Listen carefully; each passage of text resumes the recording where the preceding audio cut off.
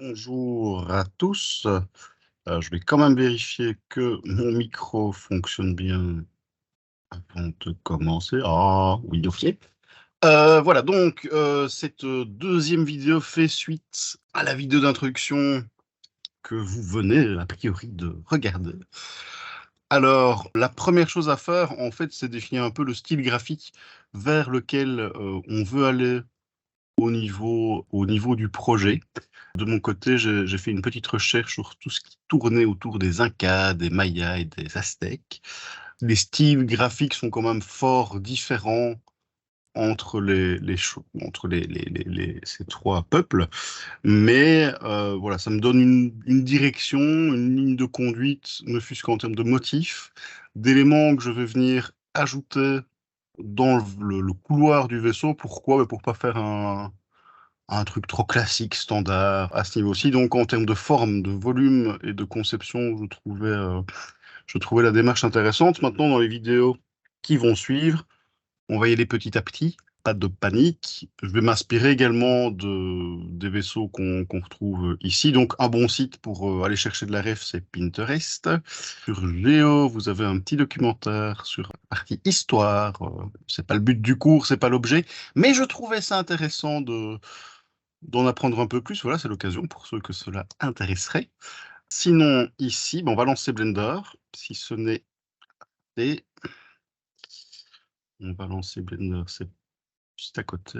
Voilà. Et on va commencer le travail. Je vais essayer de pas aller trop vite et de tout revoir. Voilà, parce que je ne sais pas exactement ce qui est vu dans les vidéos d'introduction. Donc les vidéos seront relativement longues, mais je préfère ça que ça vous permettra au moins d'être autonome pour la suite. Donc, Blender est lancé, la barre d'espace est bien configurée, donc ça se retravaille, ça se modifie pardon, dans les préférences si vous le souhaitez. Et la toute première chose que je vais faire, avant de commencer à travailler, c'est customiser le système d'unité. Donc ici, dans les propriétés de la scène, Units, je vais me mettre en métrique, hein, ça c'est bien, on parle en mètres. Le unit scale, donc ce qui est expliqué là, ça je n'y touche pas.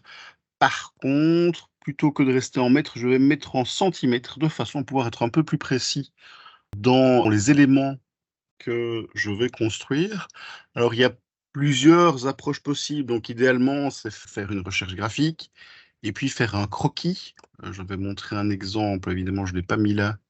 Pom, pom, pom, pom, un petit croquis comme ceci, ce que je ne vous demande pas ici parce que ça prendrait trop de temps et les cours n'ont pas encore été donnés pour tous. Maintenant, si c'est dans vos cordes, n'hésitez pas à en faire un. Je pense que ça peut être intéressant, toujours après une phase de recherche, pour développer le concept que vous allez vous-même réaliser du vaisseau. Ici, on va voir tout ce qui est technique en termes d'apprentissage. Donc, ce seront des objets que je vais faire. Vous pourrez en réutiliser certains, mais au final, je vous demanderai de personnaliser votre couloir en vous inspirant de visuels concrets. Donc en allant voir, ouais, ici moi c'est les temples mayas, mais rien ne vous empêche d'avoir quelque chose de plus asiatique ou plus oriental. Attention au niveau de détail. Et on va essayer de simplifier les choses quand même pour que ce soit pas trop complexe. Vous montrer comment faire certains détails. Enfin voilà, on va voir tout ça. Bref, le système d'unité. Revenons-en à la 3D. Donc ça c'est fait. Deuxième point, je sauvegarde mon fichier. Je vais l'appeler spaceship 01. Voilà, ici, je remets un 0 parce que j'ai fait quelques essais. Donc, une fois que c'est fait, ben là, on va pouvoir commencer à travailler. Alors, soit on commence par le gros œuvre, je vais dire, donc le gros du couloir du vaisseau, soit on commence par un détail. Donc, dans la mesure où en même temps, je vais avoir pas mal d'outils, on va commencer par un petit élément. Évidemment, elle n'est pas là. Il y a des jours comme ça. Voilà, une petite boîte comme ça. Voilà, une petite boîte qui viendra sur le couloir. Donc, c'est plus un objet mobile. Donc, je vais renommer mon cube de base. Je vais l'appeler objet. Je vais l'appeler caisse, pardon. Caisse, une caisse à plutôt qu'une caisse à outils, une caisse à choses. Je vais l'appeler caisse à outils. et je vais la mettre tout de suite dans une nouvelle collection. Alors, les collections, je vais vraiment travailler un maximum avec. Pourquoi? Parce qu'on va avoir beaucoup d'éléments, et si vous ne nommez pas correctement vos objets et que vous ne créez pas de collection, vous allez vous retrouver avec une pile kilométrique de 500 cubes, et vous n'allez pas vous en sortir. Donc, je dis objet mobile, pourquoi? Parce que c'est un objet qui va pouvoir être déplacé, dupliqué, réutilisé. Donc, on va le faire une fois, et puis il entrera dans la composition finale, qui ici n'est pas encore définie, mais on va faire une chose à la fois. Donc ça, c'est fait. Alors, je vais utiliser certains plugins que je vous présenterai au fur et à mesure. On les verra après. Donc, toute première chose, une fois que mon cube est créé, je vais modifier ses dimensions. Donc, j'appuie sur N pour venir chercher le panneau de propriété de l'objet. Et je vais faire un cube de 100 sur 168 sur 100. Ce faisant, c'est modifié la valeur de scale, la valeur de mise à l'échelle. Cette valeur-là, c'est redit dans de nombreuses vidéos, si ceci n'est pas 1 partout, ça crée des problèmes quand on va texturer l'objet, enfin, le transférer dans d'autres softs, l'animer ou utiliser des modifieurs, donc des petits éléments ici qui vont permettre de faire des choses. Bon, c'est super clair, ça. Donc, de dupliquer, par exemple, l'objet en suivant un chemin. Donc là, l'objet va avoir tendance à exploser. Donc, pour écraser cette valeur de scale, la remettre à 1. Si je retape 1 ici, il me remet à 200 partout. Donc, ça ne fonctionne pas. Donc, on va venir dans Objet, Apply et All Transform. Ce qui veut dire que si j'avais fait d'autres déformations, ce serait validé aussi. Donc, All Transform, ça remet ceci à 1 partout. C'est le CTRL A. Et donc, une fois que ça c'est fait, voilà, il n'y a pas de risque pour la suite.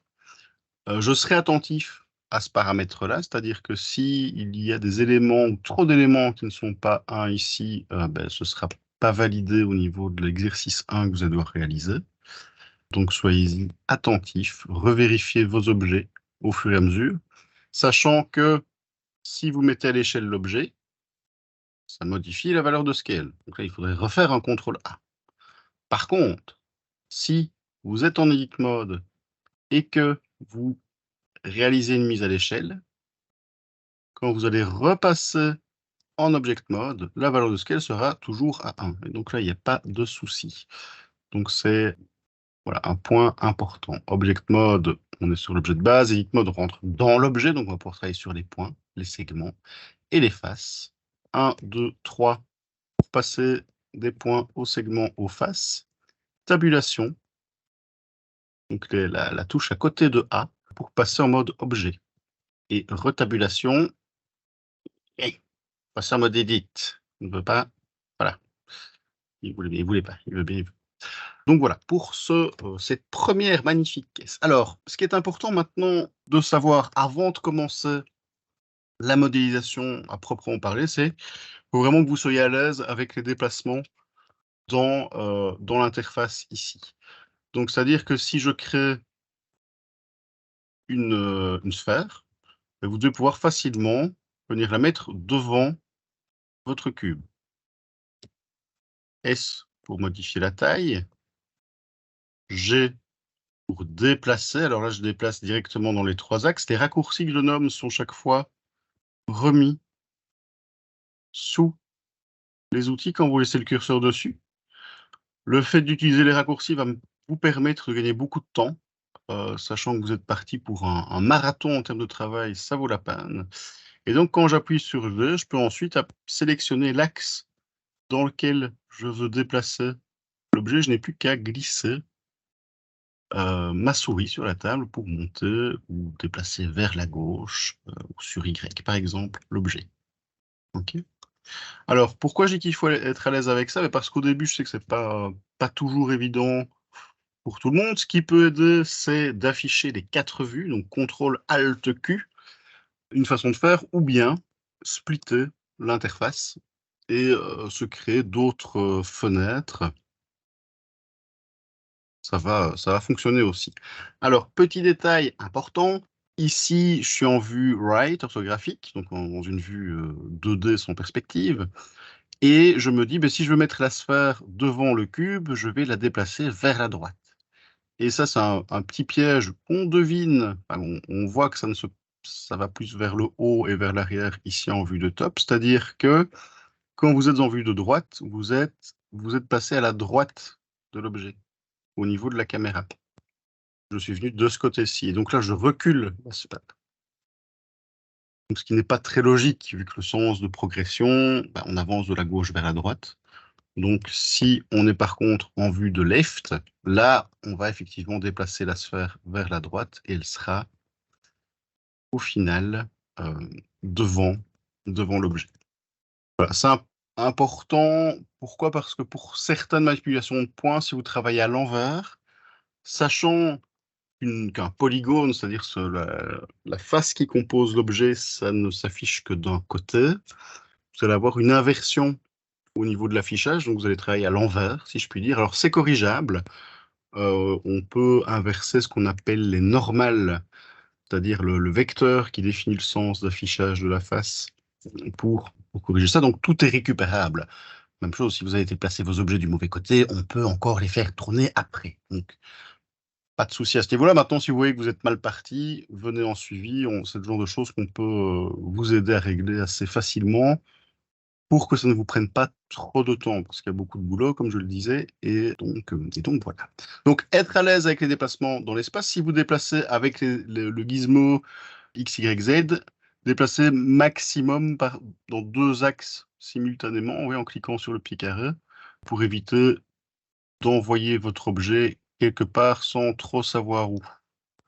Là, ici, j'ai cliqué sur le cercle du milieu et je déplace l'objet dans les 3 axes. C'est pas super pratique. Voilà, pour ce petit rappel. Donc, je vais refaire un CTRL ALT Q. Hop, et je vais faire un split vertical ici. Voilà, dans lequel je vais pouvoir afficher éventuellement les autres vues avec le pavé alphanumérique. Donc, pavé alphanumérique pour switcher de vue. Voilà, c'est un petit rappel que je préférais faire avant. Et alors 5 pour être en vue perspective pour la suite. OK. Bouton du milieu, CTRL, SHIFT, ALT, ou juste clic milieu pour tournicoter autour des choses. Bien. Cela étant, je vais maintenant m'attaquer à la modélisation de cette boîte que je vous montrais de Monsieur Guillaume Leroux. Alors, je ne vais pas faire exactement la même, c'est dans l'idée ici. Alors, ça peut s'envisager de différentes façons, ce genre d'objet. Soit on découpe l'objet dans son volume et on en extrait, on creuse l'objet pour faire ressortir les éléments qui sont ici. Soit on crée d'autres objets qu'on va retravailler indépendamment et puis qu'on va connecter ou pas à l'objet. Donc, par exemple, si le couvercle de la boîte doit pouvoir s'ouvrir, c'est mieux le faire à part et le désolidariser du corps de l'objet. Sinon, on ne va pas pouvoir l'ouvrir. Donc, en fonction de la finalité de l'objet, on va travailler différemment. C'est une première chose. Et en fonction de la position de l'objet dans le visuel, c'est-à-dire si l'objet est à l'arrière-plan très loin ou à l'avant-plan très proche, on va avoir plus ou moins de détails dans l'objet et plus ou moins de points sur l'objet. Alors, ces points, ça je vais fermer ceci, ces points, ça s'affiche ici. Donc, vous avez un petit paramètre au niveau de l'affichage, de ce qui est superposé dans l'affichage, et je vais cocher la case statistique. Ça me dit, voilà, j'ai 8 points, 6 faces sur mon cube, 12 segments, 12 triangles. Et donc, ça va vous permettre de vérifier que les opérations que vous allez faire sur l'objet suivent bien ici le processus. Alors, concernant cet objet, pour l'avoir recommencé plusieurs fois, il faut savoir qu'en fonction de l'ordre des opérations que l'on va effectuer, ça va être plus ou moins facile. C'est-à-dire que si je découpe ma boîte à l'avance pour pouvoir faire ressortir le rond qui est ici, ça va être plus facile que si je ne découpe pas la boîte et que j'essaye de faire tout de suite le rond. Mais ce sera encore plus facile si avant j'extrude, je fais ressortir certains éléments qui viennent ici. Je pourrais ajouter en plus, je ne vais pas faire tout à fait la même.